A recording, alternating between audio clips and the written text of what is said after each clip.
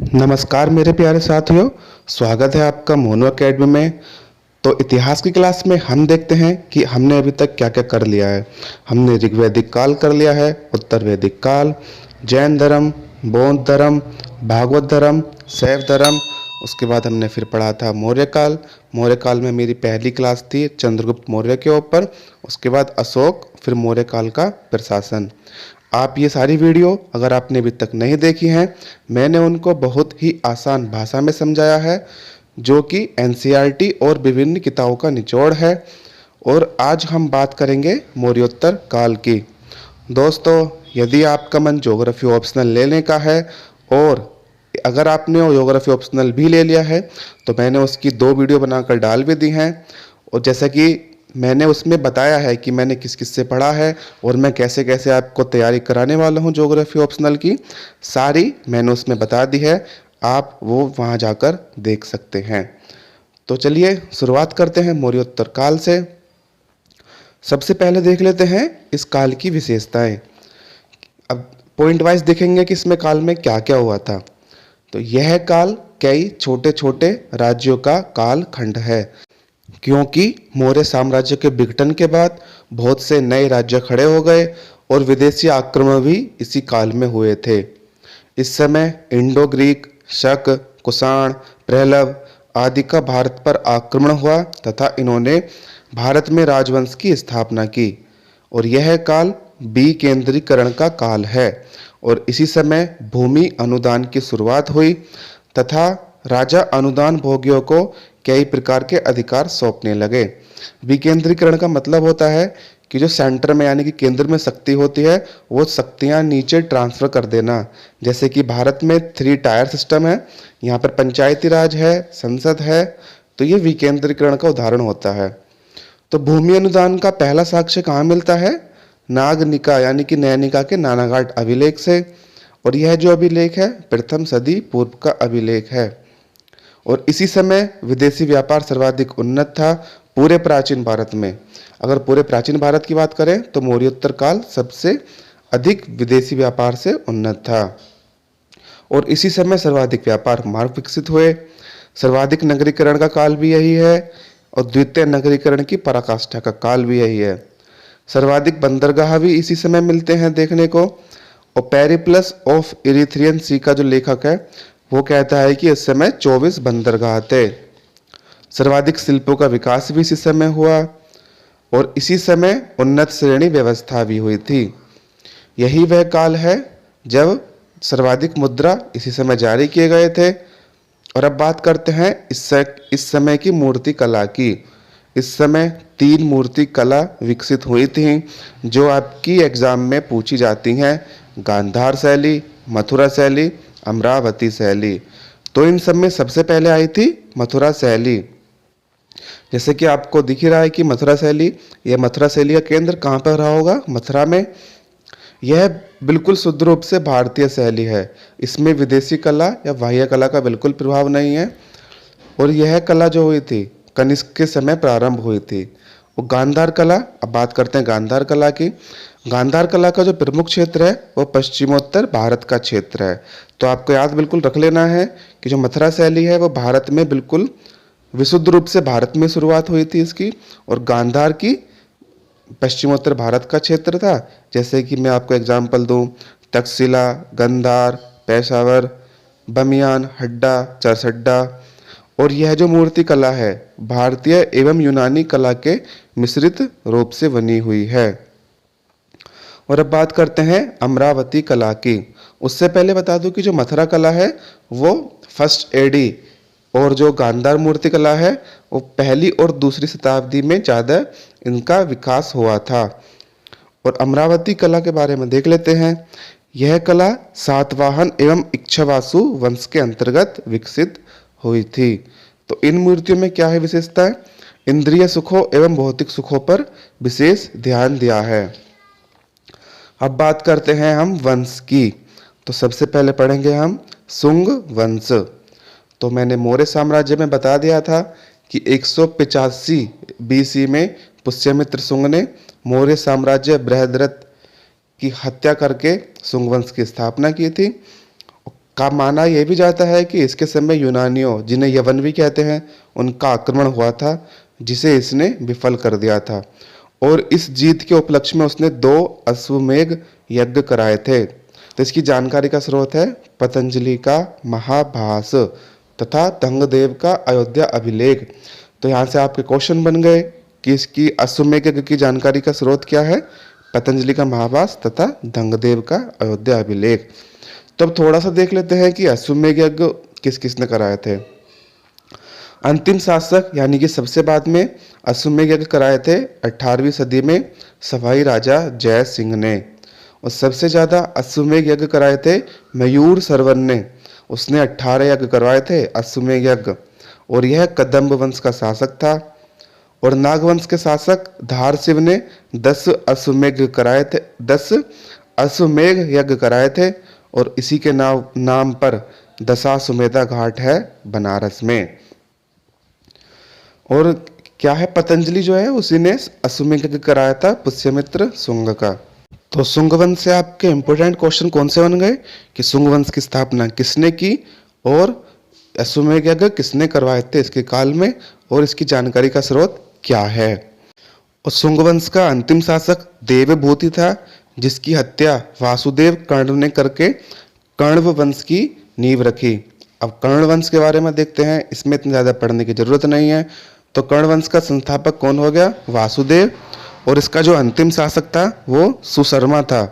और इसकी हत्या सिमुक ने कर सातवाहन वंश की स्थापना की। और उससे पहले सातवाहन वंश से पहले देख लेते हैं हम कलिंग का चेदी वंश। तो इस वंश का सबसे प्रतापी शासक कौन था, खारवेल। इस वाले से कलिंग वंश से भी कई बार क्वेश्चन पूछे गए हैं। तो सबसे प्रतापी शासक कौन सा हो गया, खारवेल। और इसकी जानकारी कहाँ से मिलती है, हाथी गुम्फा अभिलेख, इस जिसमें खारवेल की प्रशस्ति है। अगर आपको कहीं भी प्रशस्ति लिखा मिले तो इसका मतलब है प्रशंसा। तो इसमें कौन सा स्रोत हो गया इसका, हाथी गुम्फा अभिलेख। यह जैन धर्म का महान संरक्षक माना जाता है, यानी कि खारवेल। मेरे प्यारे दोस्तों, अगर इतिहास को देखकर भी आपको निराशा दिखती है, यानी कि आप सोचते हैं कि मेरा इतिहास याद नहीं हो रहा है, तो आप चिंता नहीं कीजिए, मेरे साथ बने रहिए। मैं आपको इतिहास इसी तरीके से पढ़ा दूंगा। वो कहते हैं ना, निमित्तानि विपरीतानि, यानी कि जब मनुष्य को अपनी आशाओं में केवल निराशा दिखती है तो वह यह सोचता है कि मैं यहाँ क्यों हूँ। तो अब पढ़ते हैं सातवाहन वंश। यह दक्कन के क्षेत्र में था, यानी कि जो आंध्रा का रीजन है। और इसने 450 साल तक राज किया था सातवाहन वंश ने। क्योंकि जो हमारा अच्छा इतिहास है या जो रियल इतिहास है वो हमें पढ़ने को नहीं मिलता है, जो किताबों में लिखा हुआ है हमें केवल वही पढ़ने को मिलता है। तो आपको ये पता नहीं होगा, शायद कुछ लोगों को पता होगा कि इसने 450 साल तक शासन किया था। किसने, सातवाहन वंश ने। तो मौर्यों के बाद दक्कन का सबसे शक्तिशाली एवं प्रतिष्ठित साम्राज्य किनका था, सातवाहनों का था। तो पुराणों में इसे आंध्र भात्य यानी कि सेवक भी कहा गया है। और इनका जो जिक्र है मत्स्य पुराण में भी है। इसका संस्थापक कौन था, जैसे कि मैंने पीछे बताया, सिमुक, जिसने कर्ण वंश के अंतिम शासक सुशर्मा की हत्या करके सातवाहन वंश की स्थापना की थी। इनकी सातवाहन वंश की पहले राजधानी अमरावती थी और बाद में राजधानी प्रतिष्ठान या पैठान हो गई। और इस वंश का एक महत्वपूर्ण शासक सातकर्णी प्रथम हुआ था, जिसने कई यज्ञ करवाए थे। और इसने पश्चिमी मालवा और बरार को जीता था। और इसी की रानी थी नागनिका या नैनिका, जिसके बारे में मैंने स्टार्टिंग में बताया था कि इसका नानाघाट अभिलेख था, जिससे हमें यह पता चलता है कि भूमि अनुदान शुरू हो गए थे। इसने अपने अल्पवयस्क पुत्र की संरक्षिका के रूप में कुछ वर्षों तक शासन किया। किसने, नैनिका ने। और थोड़ा सा देख लेते हैं, एक शासक और हुआ था आगे चलकर, हाल। यह इस वंश का 17वां राजा था। इसके समय श्रीलंका का अभियान हुआ तथा श्रीलंका को जीत लिया गया और वहां की राजकुमारी लीलावती से विवाह किया। और एक इसमें क्वेश्चन पूछा जाता है कि गाथा सप्तमी पुस्तक किसने लिखी, तो किसने लिखी थी, हाल ने। यह प्राकृत भाषा में लिखी हुई है। इसमें सबसे पहले किसकी चर्चा हुई है, रहट, यानी कि सिंचाई यंत्र, पहले रहट बोलते थे उसकी। और इसके दरबार में गुणाढ़ एवं सर्ववर्मन जैसे विद्वान रहते थे। यहाँ से कई बार पीसीएस में, एसएससी में क्वेश्चन भर भर के पूछे हैं कि जैसे कि गाथा सप्तमी की रचना किसने की थी, गुणाढ़ और सर्ववर्मन जैसे विद्वान किसके दरबार में रहते थे। तो गुणाढ़ की पुस्तक, उसने गुणाढ़ ने पुस्तक भी लिखी है, उसकी पुस्तक है बृहद कथा, और सर्ववर्मन की का तंत्र जो संस्कृत व्याकरण है। आगे एक शासक हुआ जीपीएस, ये शॉर्ट फॉर्म है, यानी कि गौतमी पुत्र सातकर्णी। इसके ऊपर मूवी भी है, अगर आपने देखी हो, नहीं देखी भी हो, साउथ में है, जिसमें बालकृष्ण ने गौतमीपुत्र सातकर्णी का रोल निभाया है। बालकृष्ण वहाँ के सुपर हीरो का नाम है। तो इसने शक शासक नहपान को हराया और उसके दामाद उसावदात को भी हराया और उसकी जमीन छीनकर कार्ले चैत्र संघ को दे दिया और इसने पूरे दक्कन पर राज करा, यानी कि पूरे दक्कन को कैप्चर करके उस पर राज करना शुरू कर दिया। और इसका जो शासनकाल है वो 106 एडी से 130 एडी माना जाता है। और इसकी उपलब्धि की जानकारी हमें उसकी माँ गौतमी वलश्री के नासिक अभिलेख से मिलती है। तो इसकी जानकारी का स्रोत क्या है? नासिक अभिलेख। तो मेरे दो प्यारे दोस्तों, आप देख सकते हैं कि उस समय माताओं का कितना मान रखा जाता था, कितना सम्मान दिया जाता था कि वो अपने नाम से पहले अपनी माता का नाम रखते थे। जैसे कि गौतमी पुत्र सातकर्णी, तो गौतमी इनकी माता का नाम हो गया, सातकर्णी इनका। तो आगे देखते हैं इसी में। और इसी ने प्रतिष्ठान एवं वेनाकटक नगर का निर्माण किया था। और आगे एक और शासक हुआ, कौन? वशिष्ठी पुत्र कुलमावी। तो देखो यहाँ पर भी इन्होंने अपनी माताजी का नाम पहले रखा हुआ है। इसकी लड़ाई गुजरात के शक शासक रुद्रदामन से हुई और दोनों एक दूसरे को हराने का दावा करते हैं। और रुद्रदामन की पुत्री से कुलमावी का विवाह हुआ। आप इस प्रकार समझ सकते हैं कि कौन जीता होगा युद्ध में। और यह भी माना जाता है कि कुलमावी ने अमरावती स्तूप में संगमरमर की पट्टिका लगवाई थी। और इस वंश का अंतिम शासक था यज्ञ श्री सातकर्णी। तो ये हो गया यहाँ इसके सातवाहन वंश के शासकों के बारे में। अब बात करते हैं वहाँ के समाज की, प्रशासन की, उद्योग की। अब थोड़ा सा इनके बारे में देख लेते हैं। तो सातवाहन के समय लोहे के सामान बनाने का उद्योग बहुत विकसित था। तो वारंगल एवं करीमनगर प्रमुख केंद्र थे उस समय। करीमनगर से लोहार की भट्टी मिली है। और जो सी पोर्ट यानी बंदरगाह थे, ईस्ट पूरब में थे गंडकेसला और गंजाम प्रमुख थे, और पश्चिम में कल्याणी। सातवाहन शासकों ने सीसे यानी लेड एवं पोटिन के सिक्के जारी किए थे। और सातवाहनों के अंतर्गत ही कई चैत्यों का निर्माण कराया गया, जैसे कार्ले का चैत्य, जुन्नार, भज, कन्हेरी। कार्ले का चैत्य भारत का सबसे बड़ा एवं अलंकृत चैत्य है। तो यहाँ पे जैसे जैसे मैं बताया करूँ आप नोट कर लिया करें। जैसे कि सबसे बड़ा कौन सा हो गया?